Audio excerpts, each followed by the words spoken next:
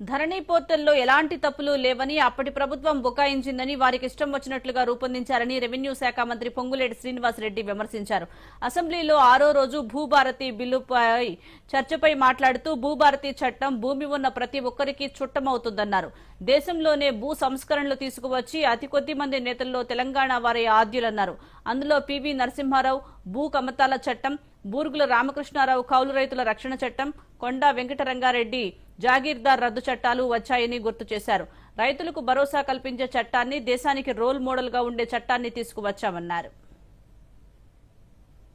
అదే రకంగా ఈ ధరణి సమస్యలు పరిష్కరించలేకపోవటం, క్షేత్రస్థాయిలో బాధితుల బాధను అర్థం చేసుకోకపోవటం, ధరణిలో ఎలాంటి సమస్యలు కూడా లేవని బుకాయించడం అనేది ఆనాటి ప్రభుత్వం మనం ప్రత్యక్షంగా చూశాం అధ్యక్ష.